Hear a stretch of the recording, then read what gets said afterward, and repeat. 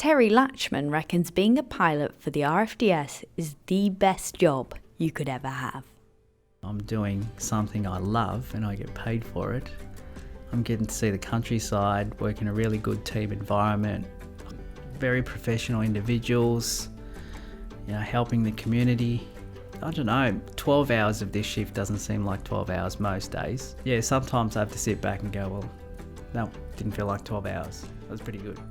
Terry is a pilot for the RFDS Queensland section in Rockhampton. But it didn't always look like Terry was going to become a pilot. He always wanted to fly, but actually went to university to study mechanical engineering. He dropped out before gaining his degree and then spent years working in a completely unrelated field before saving up the money to gain his pilot's licence. Now he's been with the RFDS for 5.5 years. I'm Edwina Stott, and this is the RFDS Queensland Section podcast. In this episode of Routes to the Runway, you'll hear Terry's story. I sat down with Terry in between flights at the RFDS Brisbane base, and he began by telling me about his lifelong love of aviation. I guess flying's been my passion ever since I was a kid. Going to the airport was better than going on a holiday. I love planes. I just want to watch them all the time. So that passion grew when I finished high school. All I wanted to do was fly. So I learned how to fly, but I developed a passion for the RFDS after I got into flying and found out the kind of work that they do, really remote. And the journey has led me to here, so...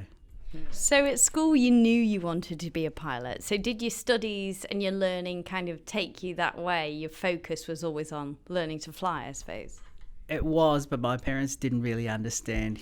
They just wanted me to get a degree. And to become a pilot, when I was learning, you can get a degree, but, you'll get a degree in aviation safety, human factors, those other degrees. I just wanted to get out there and fly. So you needed some money to pay for it. And I had to basically quit uni and pay my own way. Wow. So you started doing a degree. What was the degree that you started? Mechanical engineering. So I bet that gave you quite a good understanding then. No, it was more fluid mechanics, moments in structures and things like that. It was boring for me and I wanted to be outside. I didn't want to be inside. So I only did 1.5 years and it wasn't a lot of hands-on. It was more, classroom-based theory and things like that. So after convincing my parents to just let me quit. How much work did that take? Oh, it took a lot of work. After 6 months, I wanted to quit, but they kind of advised me to just stay in and get yourself a degree. It'll just be a lot better in the future. But as a 19-year-old, I didn't really, I just wanted to get there quickly. So quit uni, worked for 1 year, got a bit of money, and then, went straight into flying. Wow. As in studying how to fly. Wow, yeah, because it's expensive to learn how to fly, isn't it? So you must have worked hard. Well, I was really a hermit. I didn't, 19-year-old, I didn't go out, didn't see friends. Just worked, saved my money, and then spent it all in a couple of months the following year. So where did you learn to fly? I learned how to fly in Melbourne at a RAF base at Point Cook. Then just didn't have the qualifications to get a job. So I kept telling myself, I'll get some more money because I needed to further my studies in flying, but just had no money. So I got a part-time job. That led to a full-time job, well-paying job. And then life kind of took over. I got a girlfriend, went overseas, travelled a little bit. And then one day, someone just said, look, if you really want it, you need to go and get it. Don't put money as an obstacle. Was there a point when you decided, you're in that comfortable job, you had a girlfriend, you had kind of a nice, comfortable life going on? Was there a point in that where you thought, no, I've got to commit to this, I've got to do it? Yeah, a person told me, don't put money as an excuse. That's when I realised I've put so much effort into it, so much money into it, I've got to pursue it. But all I could see was the obstacles. There were a lot of obstacles. So what did you do at that point when you realised this was really what you wanted to do and it wasn't going to ease that passion for it? I hadn't flown for a couple of years. I was working full-time at the time. I saved up some money and decided to do my instrument rating. and then just try and find a job somewhere. So where was your first job flying? I went up to Darwin, knocked on every door there during the wet season up there, and basically they said, no, there's nothing. Really? You know, yeah, I spent about 6 weeks just every day just turning up and saying, is there anything, you know, I'll clean a hangar for you, I'll do baggage. No, there's already 3 guys waiting to do that. So I came back because I was in a wedding party and came back to Melbourne. A month later, I decided to just visit some skydiving centres. I found one in Torquay, and for the next 8 months, I just turned up every weekend, as well as working full-time. Turned up every weekend, refuelling, just helping out, just in my own time. And eventually the pilot left and I took over. And that's how my flying journey started, really. Wow, yeah, that's a lot. I think that's quite a common theme, isn't it, in the early story of becoming a pilot, that tenacity and really wanting it. Yeah. I mean, you must have learned some pretty invaluable lessons in that. Yeah, persistence probably. You know, never give up. But you've also got to get off your butt and do something. You can't just sit there and think it's gonna come to you. So, yeah. And so when you got that first job, how did that feel, your first job flying? I think it's probably surreal because you're always waiting for it. Now that you've got it, you kind of not sure what to do, you know, because you've just been striving for it all this time, and then eventually you get it. So sometimes you got to take a step back and appreciate where you're at and kind of pinch yourself. Yeah.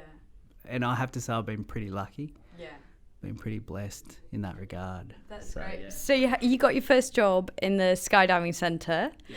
What was that like? What was it like when you actually were now flying as a pilot? Was it like, oh my gosh, how did I get here? Or yeah, I guess it happens really quickly. So you take a bit of time, you realise, you know, the journey's starting, but you don't want to get ahead of yourself because it's still a really long way, you know. But once you're in there, you kind of get used to the operation, and then you kind of look how you can further yourself. So then, you know, I spent a bit of time at the skydiving, went to another skydiving centre where they had bigger planes, and then eventually found myself in central New South Wales in Dubbo. That was my first aeromedical job. It was really low acuity. Who was that flying with? It was flying with Wingaway, yeah. So I was the only remote-based pilot based there, and that's where I met my wife. We spent a bit of time in Dubbo, just flying all around the central west, New South Wales. And then I eventually applied for a position in Darwin, flying a King Air for NTAMS, the Northern Territory Aeromedical Service. Yeah, and we moved there. When I first started skydiving, a lot of pilots think about which way they're going to go. Most pilots go airlines, or they just take any job that's available. But I've always wanted to go aeromedical. I've always read a lot of stuff on the flying doctors, that it's a very rewarding career. So, you know, helping others, and that's what drew me to pursue a career in aeromedical. So, yeah. So initially you're in Rockhampton now as a pilot. Did you first start out in Rockhampton, or have you moved around a bit? No, I've moved around. So learnt in Melbourne, first aeromedical job in Dubbo, central New South Wales. Moved to Darwin and was there with the company for 4 years. But we also moved to East Arnhem Land, a place called Gove. And that was amazing.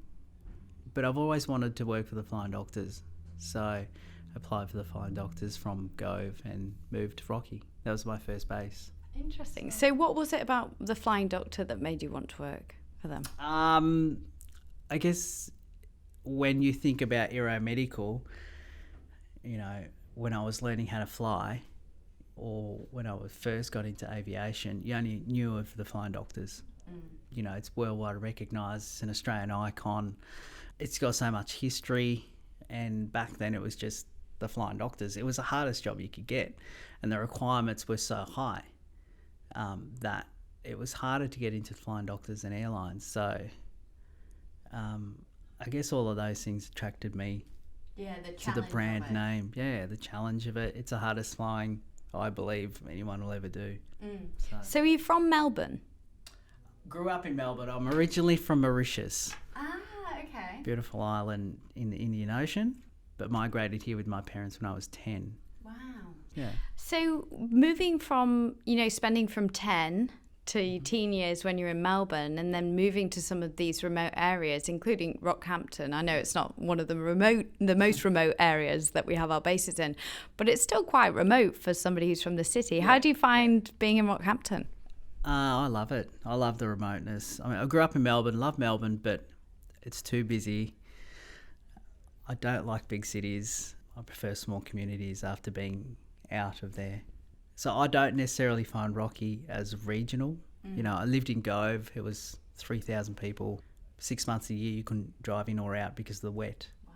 So it's a bit of an adventure going remote. Rocky's nothing compared to that. No. What were you were flying in Gove for an Aeromed organisation? Yes. Yeah, right. Wow. Yeah. And so what was it like when you first got into Gove? What was it like adjusting to working there?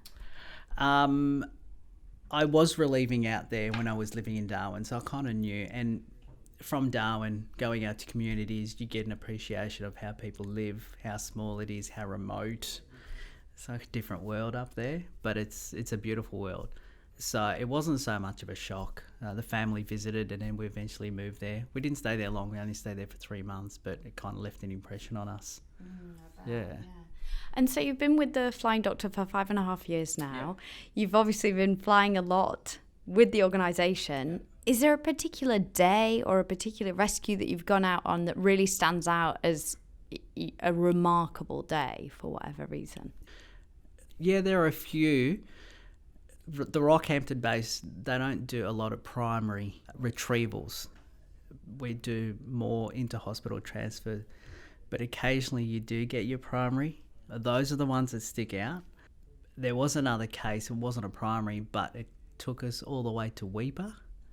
The only aircraft north of Rockhampton that could transport the patient was our aircraft. Our Cairns and Townsville were unable to do it. So it was the only job we did, but we had to fly to Cairns, refuel, then all the way to Weipa, and then back out to Cairns, and then back to Rocky. It was a long trip. It's a really big day, but just being in Weipa, and Weipa is kind of like Gove. It's a mining town, just really small community. When we got there, the patient's family was all around, and then when we were about to take the patient to the plane, they all stood around. They said, could we pray for you? Could we just being there with a family was really good, so there was another case where there was it was at night, and a farmer had rolled his Polaris buggy onto himself. He'd gone up an embankment and just rolled, and he was trapped underneath. His daughter had escaped. When the rollover happened, we didn't know the exact place where it had happened, which airfield was going to happen, where it happened, where we could land, So all we had was a phone number that we couldn't reach. So it was a lot of coordinating to try and see where we could go, as well as people on the ground over there. But we eventually got there. We rode on the back of a ute all the way 14 k's from the airport. We did a flare landing into there because they had no lights. What's a flare landing? It's where they douse toilet paper in diesel and put them in drums and light it up. Wow. And they just strategically position it along the runway, so all you see is the lights. It was really cool. Of course, at the time, adrenaline, you've got a job to do, but when you look back, you go, oh yeah, that's a rewarding thing. We were able to achieve that. We were able to take that patient to the hospital so they could get better care, and that's the rewarding side of it. So yeah, it's really good. And at the RFDS, a lot of our pilots, I know a lot of what I've read about our pilots and what I've seen about our pilots is that they're not just pilots. You do often have a very hands-on job on the medical side of things. Often it's just you and a flight nurse. Yeah. Do you enjoy that part of the job, and what is that like? I do. I always try and go into the hospital.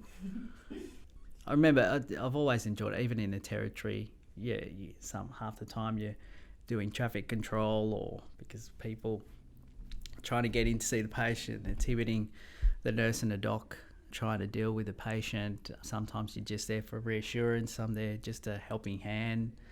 I personally like going into the hospital.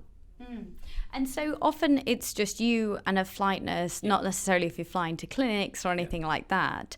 What's it like working so closely with one other person in a tiny metal tube in the sky? It helps if you like them, if you get along. But I guess you'll realise that you've got a job to do, and it's not just about, yourself or the flight nurse. It's about the patient.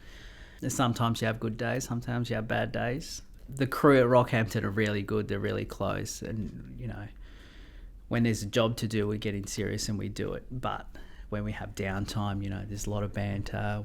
We joke a lot when we're not flying with patients or even on the ground. I guess that kind of keeps that camaraderie feeling going, and it does help, especially when you've got cases that you really have to think about, that really leave an impression on you.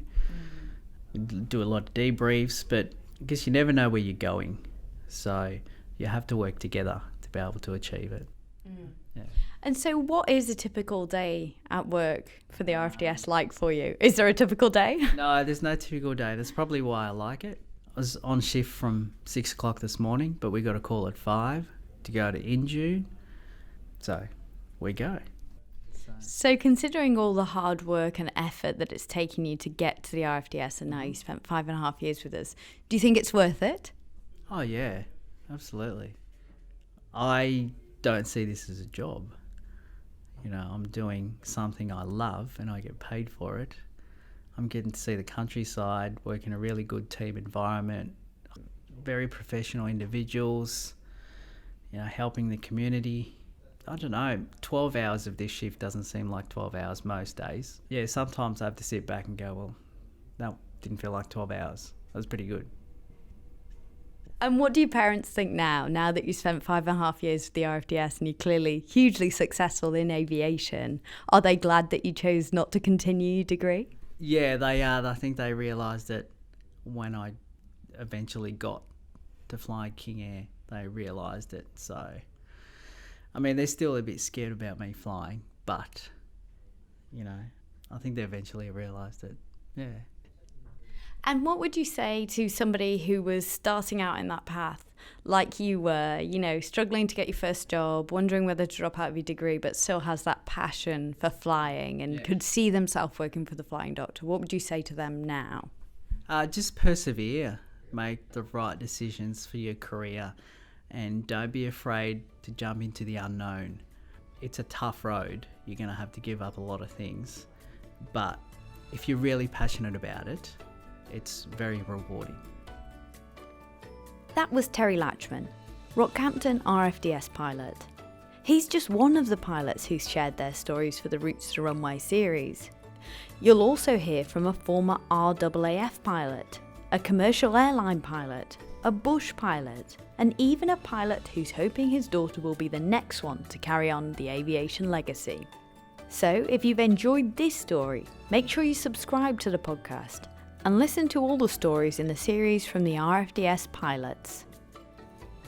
I'm Edwina Stott, and this is the RFDS Queensland Section podcast. Thanks for listening. I'll catch you next time.